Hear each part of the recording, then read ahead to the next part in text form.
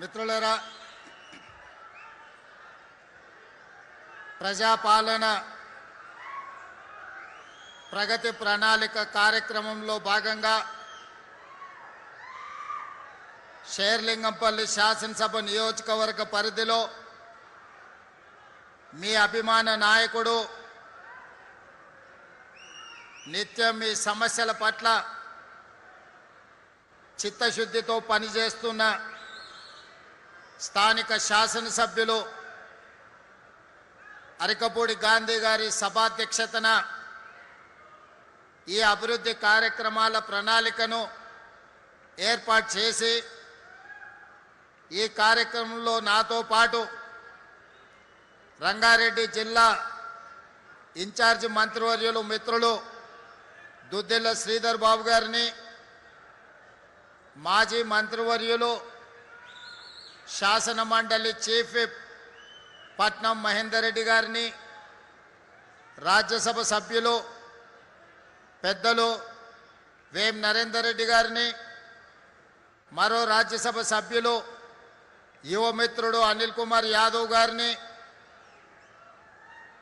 అదేవిధంగా ఉమ్మడి రంగారెడ్డి జిల్లా సీనియర్ శాసనసభ్యులు పెద్దలు మల్రెడ్డి రంగారెడ్డి గారిని, ప్రభుత్వ సలహాదారులు హరకర వేణుగోపాల్ గారిని, అదేవిధంగా జూబ్లీ హిల్స్ శాసనసభ్యులు యువమిత్రులు నవీన్ యాదవ్ గారిని, అదేవిధంగా మాజీ శాసనసభ్యులు మిత్రులు కూన శ్రీశైలం గౌడ్ గారిని, అదేవిధంగా కొలను హనుమంత్ రెడ్డి గారిని,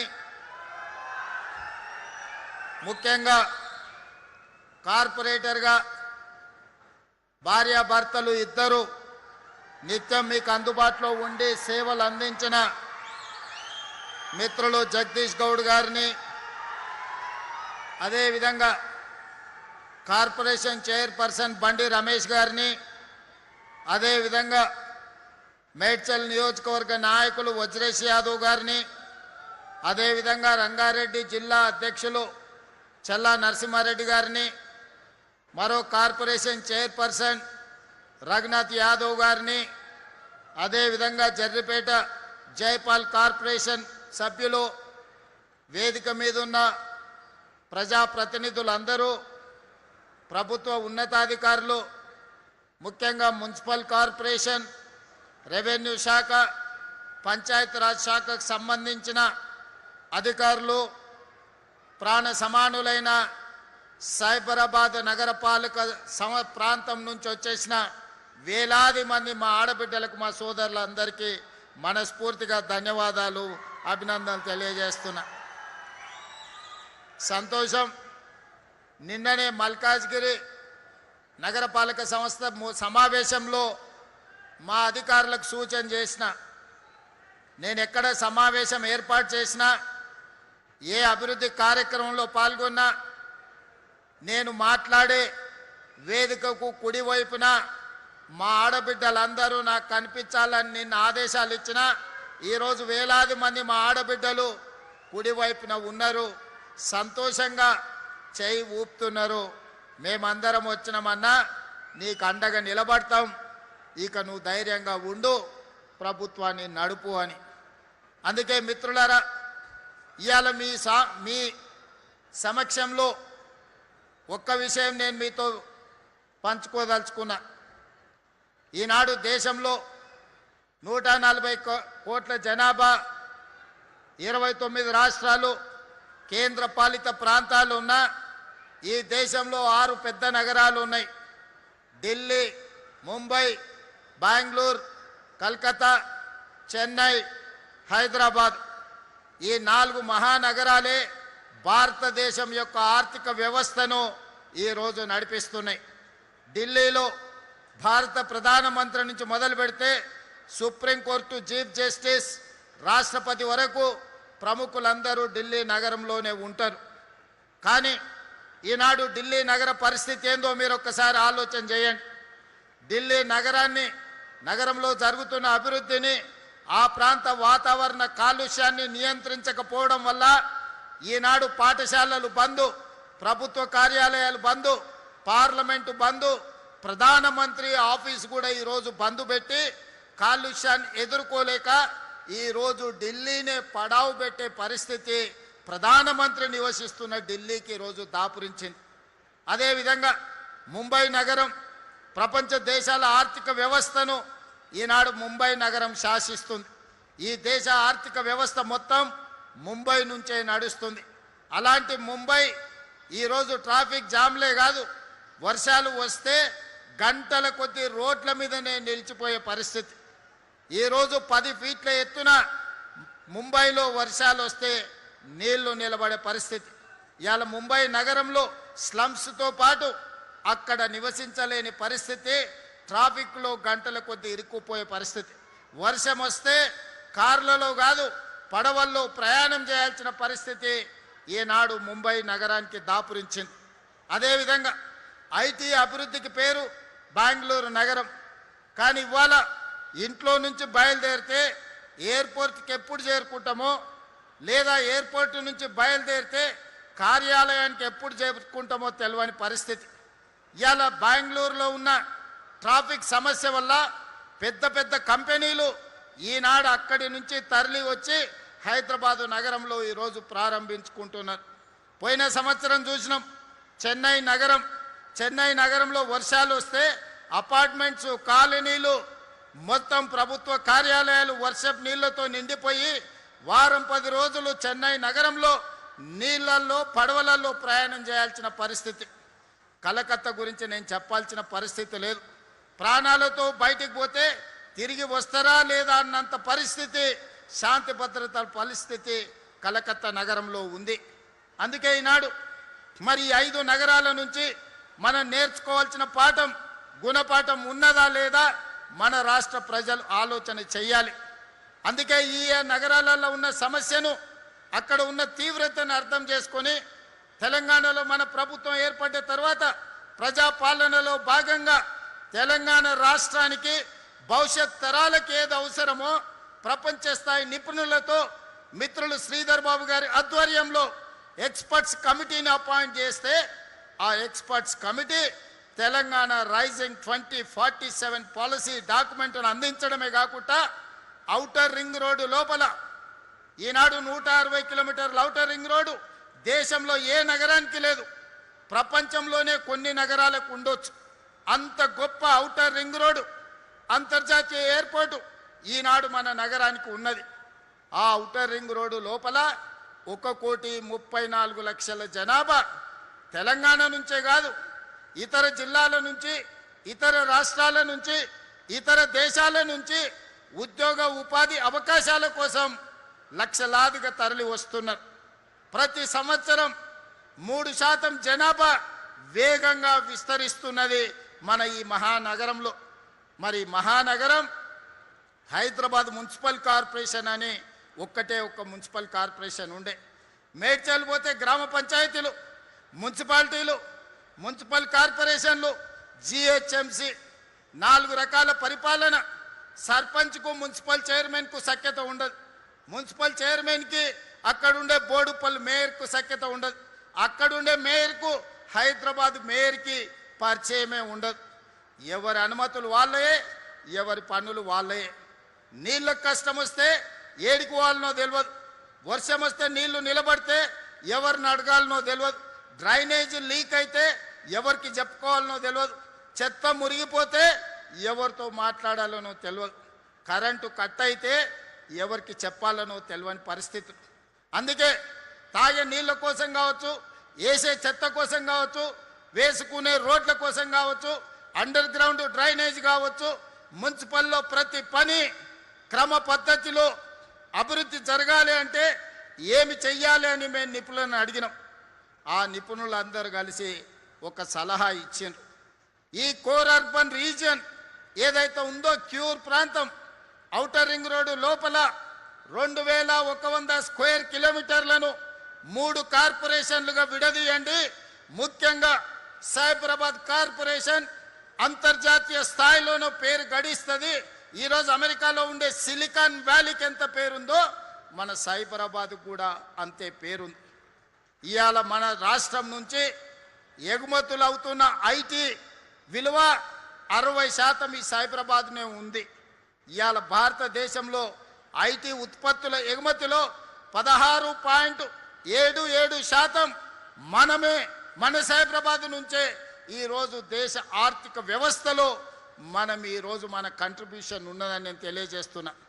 అలాంటిది అన్ని ఆలోచన చేసి ఈనాడు ఈ ప్రక్క నుండే మైపాల్ యాదవో లేకపోతే జగదీష్ గౌడో లేకపోతే గంగాధరో ఇంకో కార్పొరేటరో పని ఉంటే ఎక్కడో హైదరాబాద్కి వెళ్ళాలి. ఈ బస్తీలలో ఉండేటోళ్ళు ఎవరనుంటే గోపన్పల్లి తండా నుంచి చిన్న పని ఉంటే ఎక్కడికో వెళ్ళాలి. అక్కడికి వెళ్తే గుర్తుపడతారో లేదో మనకు తెలియదు. మన సమస్యలు వాళ్ళకి అర్థమవుతాయో అర్థం కావో మనకు అర్థం కాదు.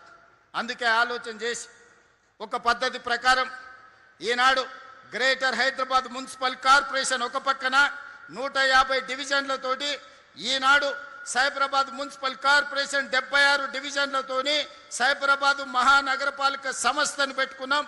74 డివిజన్లతోని మల్కాజ్గిరి మున్సిపల్ కార్పొరేషన్ ఏర్పాటు చేసుకున్నాం. ఎవరికి వాళ్ళు ఈరోజు ఈ సైబరాబాద్ మున్సిపల్ కార్పొరేషన్లో కుత్బుల్లాపూర్ శాసనసభ నియోజకవర్గం, కుక్కట్పల్లి శాసనసభ నియోజకవర్గం, షేర్లింగపల్లి శాసనసభ నియోజకవర్గాన్ని 3 జోన్లుగా విడగొట్టి ఒక మున్సిపల్ కార్పొరేషన్గా ఒక సైబరాబాద్ పోలీస్ కమిషనరేట్గా ఈరోజు మనం ఈ కార్పొరేషన్స్ని ఏర్పాటు చేసుకున్నాం. పోలీస్ కమిషనరేట్లను ఏర్పాటు చేసుకున్నాం. ఒకనాడు పోలీసు వాళ్ళకు మున్సిపల్ వాళ్ళకు సఖ్యత లేదు, మున్సిపల్ వాళ్ళకు హెచ్ఎండిఏ వాళ్ళకు సఖ్యత లేదు, అదేవిధంగా మెట్రో వాటర్ వర్క్స్ వాళ్ళకి ఒక పద్ధతి లేదు. అందుకే ఈనాడు పోలీస్ కమిషనరేట్ మున్సిపల్ కమిషనరేట్ని కంప్లీట్గా ఒకే విధంగా ఒకే సరిహద్దులతోని ఈరోజు పరిపాలన సౌలభ్యం కోసం 3 కార్పొరేషన్లను ఏర్పాటు చేసుకున్నాం. అందుకే మిత్రులారా, ఎవరెన్నన్నా రాజకీయాల గురించి మాట్లాడినా నేను ఒక్కటే మాట చెప్పదలుచుకున్నా. ఎన్నికలు వచ్చినప్పుడు రాజకీయాలు చేద్దాం. 2029 ఎన్నికల్లో ఎవరు ఏమవుతారో, ఎవరిని ప్రజలు ఆశీర్వదిస్తారో 6 నెలల ముందు రాజకీయాలు మాట్లాడుకుందాం. రాబోయే 2 సంవత్సరాలు రాజకీయాలకు అతీతంగా, పార్టీలకు అతీతంగా, జెండాలకు ఎజెండాలకు అతీతంగా మన ప్రాంతాలను అభివృద్ధి చేసుకుందాం. మీకు అవసరమైన నిధులను ఈరోజు మనం ఇస్తాము అని చెప్పి ఈరోజు నిర్ణయం తీసుకున్నాం. వివక్ష లేదు, లేకపోతే వితండవాదం లేదు. ఇవాళ అభివృద్ధి ప్రణాళిక పేదల అవసరాలు తీర్వాలి. ఈ ప్రాంత అభివృద్ధికి అవసరమైన ఎలివేటెడ్ కారిడార్లు కానీ, ఫ్లైఓవర్స్ కానీ, అండర్ పాస్లు కానీ, రోడ్లు కానీ, అవసరమైన ప్రభుత్వ కార్యాలయాలు కానీ, ఇవే కాకుండా పేదోళ్ళ పిల్లలు చదువుకోవడానికి young India integrated residential schools కానీ, అదేవిధంగా తెలంగాణ స్కూళ్ళను కానీ ఈరోజు ఈ ప్రాంతంలో మనం మొదలుపెట్టినాం. ఎందుకంటే ఈ ప్రాంతానికి వివిధ రాష్ట్రాల నుంచి వలస వస్తుంటారు. వాళ్ళ ప్రధానమైన సమస్య పిల్లల చదువులు, తల్లిదండ్రుల వైద్యం. అందుకే పిల్లల చదువులకు ఉచితంగా అంతర్జాతీయ ప్రమాణాలతోని చదివించాలని, ప్రైవేట్ కార్పొరేట్ స్కూళ్ళతో పోటీ పడాలని, అదేవిధంగా అపోలో యశోద లాంటి ట్రీట్మెంట్స్ అందించాలి పేదవాళ్ళకు ఉచిత వైద్యాన్ని ఈనాడు ప్రత్యేకమైన ప్రణాళికలతోని మన ప్రభుత్వం ముందుకు వచ్చింది. అందుకే ఈరోజు నేను అడుగుతున్న మిత్రులారా, నిన్న మన కేంద్ర ప్రభుత్వం లేదా కేంద్రంలో అధికారంలో ఉన్న నాయకులను చేవెళ్ళ ఎంపీ వాళ్ళే, మెదక్ ఎంపీ వాళ్ళే, మల్కాజ్గిరి ఎంపీ వాళ్ళే, సికింద్రాబాద్ నుంచి ఎంపీఏ కాదు కేంద్ర మంత్రిగా ఉన్నాడు. ఈడున్న 4 పార్లమెంట్ సభ్యులు ఈ ప్రాంత ప్రజలు ఓటేసి గెలిపించారు. తెలంగాణ నుంచి 8 మంది ఎంపీలను ఇస్తేనే నరేంద్ర మోడీ గారు ప్రధానమంత్రి అయింది.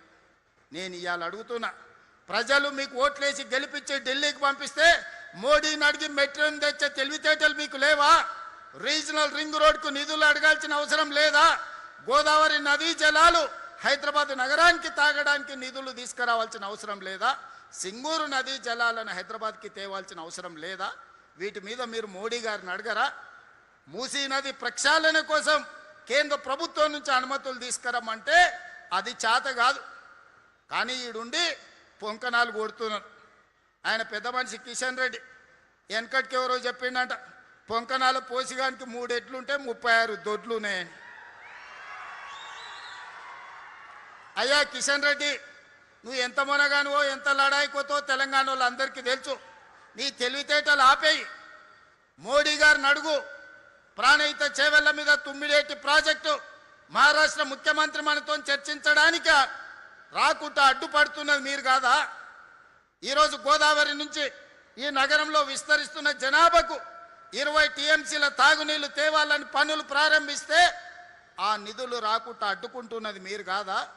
ఇవాళ సింగూరు జలాలను నగరాన్ని దాహార్తం తీర్చడానికి ప్రయత్నం చేస్తుంటే అడ్డుపుల్ల పెట్టింది మీరు కాదా? ఈరోజు నరేంద్ర మోడీ గారు సబర్మతి రివర్ ఫ్రంట్ కట్టుకుంటే అబ్బా ఆహా ఓహో అని నువ్వు డప్పు కొడతావట్టి ఆయనకు. ఢిల్లీలో యమునా నది కట్టుకుంట్రి, యూపీలో గంగా నది రివర్ ఫ్రంట్ కట్టుకుండ్రి. మరి మనకున్న మూసీని ప్రక్షాళన మనం చేసుకోవద్దా? మన మూసీ బాగుపడొద్దా? మన మూసీ మన ప్రజలకు ఉపయోగపడొద్దా? మన మూసీ సరిహద్దున మన యువకులకు ఉద్యోగ ఉపాధి రావద్దా? ఎందుకు అడ్డుకుంటున్నారు? గుజరాత్కు గులాములుగా మీరు ఎందుకు పనిచేస్తున్నారు? గుజరాత్ అభివృద్ధి చేసుకోవడం నరేంద్ర మోడీ బాధ్యత అయితే తెలంగాణ హైదరాబాద్ నగరాన్ని అభివృద్ధి చేయాల్సిన బాధ్యత కిషన్ రెడ్డికి, ఈటెల రాజేందర్కు, విశ్వేశ్వర రెడ్డికి, రఘునందన్ రావుకి లేదా అని నేను అడుగుతున్నా. ఇక్కడున్న ప్రజలు మీకు ఓటు వేయలేదా? మిమ్మల్ని ఎంపీలను చెయ్యలేదా? మీరు కేంద్రంలో ప్రభుత్వంలో లేరా? ఇవాళ పదే పదే నువ్వేం చేసినావని నన్ను అడుగుతున్నారు. 10 ఏళ్ళు ఉన్నాయన, 10 ఏళ్ళ తర్వాత ఫామ్ హౌస్లో వండుకున్నాడు. 12 ఏళ్ళు అయింది నరేంద్ర మోడీ వచ్చి. 2 ఏళ్లలోనే ఏమి చేయలేదని నన్ను అడుగుతున్నారు కదా. అసెంబ్లీకి రాండి. 10 ఏళ్లలో ఆయన ఏం చేసిండో, 12 ఏళ్ళలో మోడీ ఏం చేసిండో, 2 ఏళ్లలో నేనేం చేసిండో నేను చర్చ పెడతా. మా పిఎస్సి చైర్మన్ అరకపూడి గాంధీ గారితోనే నేను సమాధానం ఇప్పిస్తా. 2 ఏళ్లలో ఏమేమి పనులు చేసినో, ఏమేమి విధాన నిర్ణయాలు చేసినో, ఏ విధంగా మన రాష్ట్ర అభివృద్ధి కోసం ప్రణాళికలు సిద్ధం చేసినో అసెంబ్లీలో 4 రోజులు దీని మీదనే చర్చ పెడతాం. మీరు రాండి, చర్చ చేద్దాం. ఇలా తప్పించుకోవడం మీ చేతనే అవుతుంది అనుకుంటున్నాం. కానీ ఎలుకకు పొగబెట్టి బయటకు ఎట్లా తేవాళ్ళనో మా కార్యకర్తలందరికీ తెలుసు. మీరు అనుకుంటున్నాం ఎప్పటికీ మోసం చేస్తామని. వాళ్ళని చూడురి, మున్సిపల్లో చిన్న వార్డు మెంబర్కి ఎన్నికలు ఉంటే మోడీకి చూసి ఓటేయండి అంటారు. నేను అడుగుతున్న కిషన్ రెడ్డి గారిని, మన మోరీలో మురికి తీయాలంటే మోడీ వస్తాడే? ఈడున్నోడు ఎవడన్నా సక్కనైనోడు ఉండాలి. పెళ్లి పెద్దని చూసి పిల్లగానికి పిల్లని ఇస్తే వాడు సంసారం చేయకపోతే పెళ్లి పెద్దని అడుగుతామా? ఇవాళ ఈడ ఓట్లు వేసేటోడు మనకు పని చేసేటోడు అయి ఉండాలి. మనకు అందుబాటులో ఉన్నోడు కావాలి. మన సమస్యలు తెలిసినోడు కావాలి. అందుకే మీరు అరకపూడి గాంధీ గారిని 2014, 2018, 2023 3 సార్లు హ్యాట్రిక్ గెలిపించిందంటే మీ సమస్యల పట్ల అవగాహన ఉండి మీకోసం కొట్లాడుతున్నాడు కాబట్టి 3 సార్లు ఎమ్మెల్యేగా గెలిపించిండు. అందుకే ఈనాడు ఎప్పుడు కలిసినా ఈ శేర్లింగంపల్లి నియోజకవర్గంలో రోడ్ల గురించి, తాగునీటి సమస్య గురించి, ట్రాఫిక్ జామ్ల గురించి ఎప్పుడు మాట్లాడుతుంటాడు. బస్సుల గురించి వారు అడిగినారు. తొందరలోనే గాజుల రామారంలో 100 ఎకరాల అంతర్జాతీయ బస్ టెర్మినల్ని కట్టుకోబోతున్నాం. ఆల్రెడీ ఆర్టీసీకి 100 ఎకరాల భూమిని కేటాయించినాం. 3 నెలలు తిరిగే లోపల పనులు ప్రారంభించుకుంటాం అని చెప్పడానికి నేను సంతోషిస్తున్నా. ఈ ఏరియాల ట్రాఫిక్ సమస్యను పరిష్కరించడానికి, ఈ బస్సుల బెడద నుంచి మిమ్మల్ని కాపాడడానికి గాజుల రామారంలో 100 ఎకరాల అంతర్జాతీయ బస్ టెర్మినల్ మనం కట్టుకుందామని తెలియజేస్తున్నాం. మెట్రో విస్తరణ ఈరోజు రాయదుర్గంలో ఆగిపోయింది. అక్కడి నుంచి నియోపోలిస్ వరకు ఈరోజు మనం విస్తరించుకునే కార్యక్రమం చేసుకుందాం. ఇవాళ ఈ ప్రాంతంలో 200 కోట్ల రూపాయల పైగా ఎకరం ధర వలుకుతుందంటే ఈ ప్రాంతంలో మౌలిక వసతులు అవసరం. మనం విశ్వనగరం అని గొప్పలు చెప్పుకుంటే సరిపోదు, దానికి సరిపోయినన్ని సౌలతులు ఉండాలి. ఆ సౌలతులు చేయాల్సిన బాధ్యత ఈ ప్రభుత్వం మీద ఉన్నది.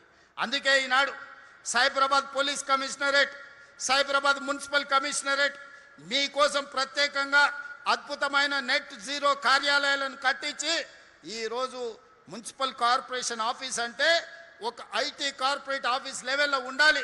ఒక మైక్రోసాఫ్ట్ లేకపోతే ఒక గూగుల్ ఆఫీస్కి వెళ్తే, లేకపోతే ఒక కాగ్నిజెంట్ దగ్గరకో ఒక టీసీఎస్ ఆఫీస్కి వెళ్తే ఎంత గొప్పగా, ఎంత అద్భుతంగా నిర్వహణ జరుగుతుందో సైబరాబాద్ మున్సిపల్ కమిషనరేట్ ఆఫీస్ కూడా అంత అద్భుతంగా నిర్మించి ఈరోజు మనం మీకు అందించాలని ఈరోజు ప్రారంభోత్సవ కార్యక్రమాలు చేసుకున్నాం. అందుకే మిత్రులారా, మీరు సహకరించండి, మీరు అండగా నిలబడండి. అదేవిధంగా మా గాంధీ గారు చెప్తున్నారు, అన్న పేదోళ్ళకి ఇండ్లు లేవని. ఈరోజు ఈ వేదిక మీద నుంచి ప్రకటించడానికి సంతోషపడుతున్నా. 1,00,000 ఇండ్లు ఎల్ఐజీ ఎంఐజీ ఇండ్లు కట్టి పేదలని అందులో భాగస్వాములను చేసి అల్పాదాయ వర్గాలకు ఆ ఇండ్లను కేటాయించడానికి ప్రణాళికలు సిద్ధం చేస్తున్నాం. పొంగులేటి శ్రీనివాసరెడ్డి గారు ఆ వివరాలన్నిటిని కూడా తొందరలోనే అందిస్తాడు. ఇవాళ పేదల కష్టాలు తెలుసు. ఆనాడు రాజీవ్ స్వగృహ పేరు మీద పేదలకు ఆనాడు ఇండ్లు అందించినాం. ఈనాడు మళ్ళీ పేదలకు ఇండ్లు ఏ ప్రాంతంలో ఉన్న వాళ్లకు ఆ ప్రాంతంలోనే కట్టించాలని ఆలోచన చేస్తున్నాం. ఎక్కడో నగరం నడుపొట్టున ఉన్న వాళ్ళను శేర్లింగంపల్లి అవతల లేకపోతే పటాన్ చెరువు దగ్గర కట్టిస్తే వాళ్ళు ఇక్కడి నుంచి అక్కడికి రారు. ఇక్కడ ఉన్నోళ్ళేమో ఈడున్న మా పేదలకు ఇయ్యలేదు, అక్కడ పట్నం నుంచి తెచ్చి ఇక్కడెట్లు ఇస్తారని పంచాయతీలు అవుతున్నాయి.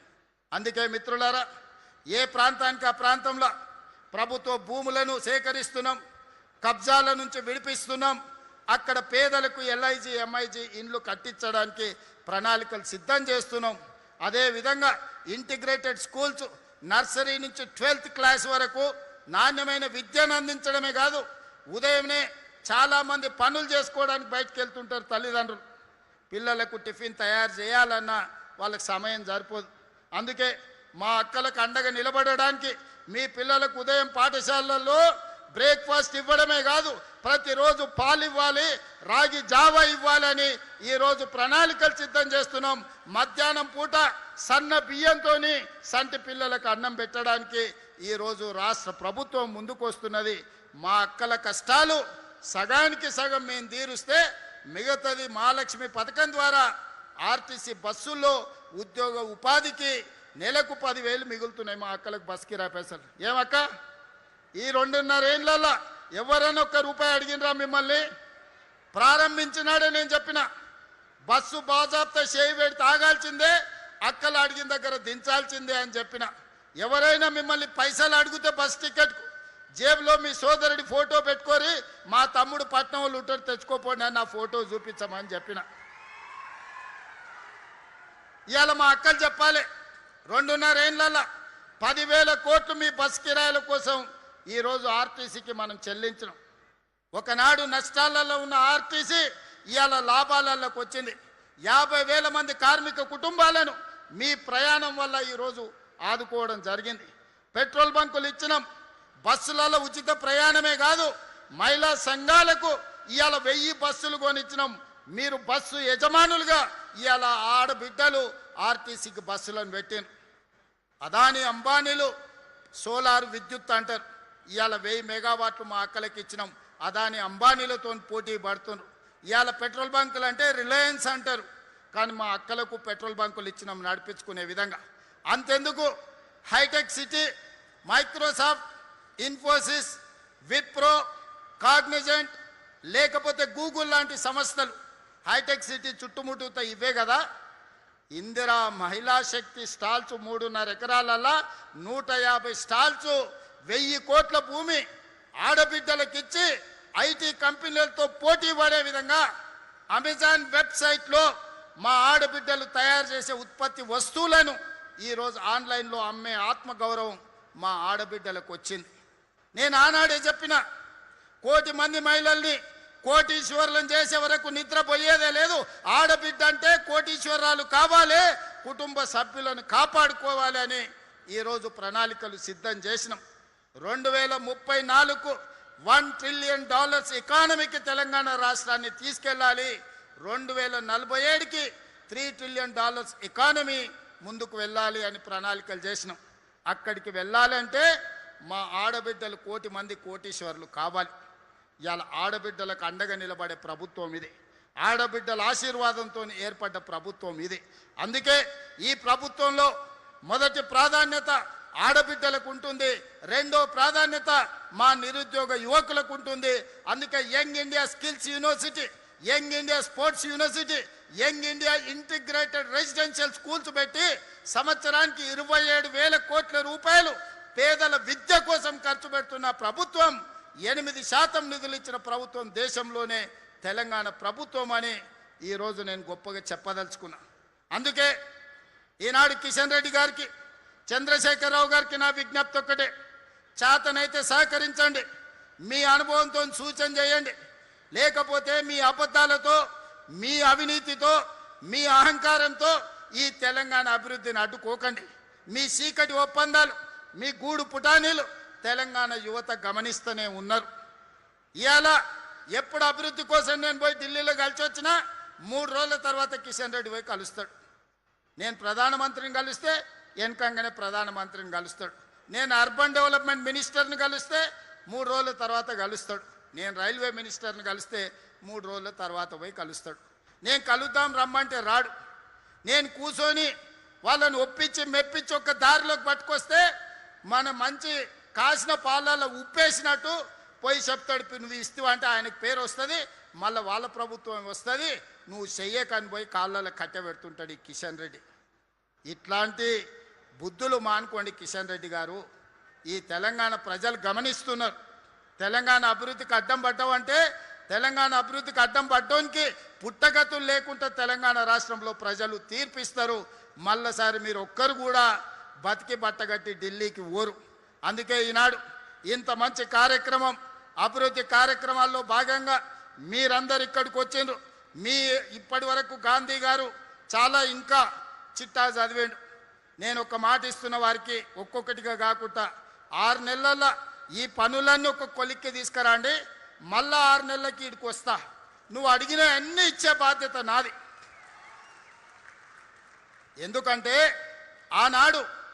ఆనాటి ముఖ్యమంత్రులు హైటెక్ సిటీ కట్టకపోయిన ఉంటే, ఔటర్ రింగ్ రోడ్ అభివృద్ధి చేయకపోయిన ఉంటే, అంతర్జాతీయ ఎయిర్పోర్టు తేకపోయిన ఉంటే తెలంగాణ రాష్ట్రం ఈరోజు దేశంలో నెంబర్ 1 అవుతుండేనా?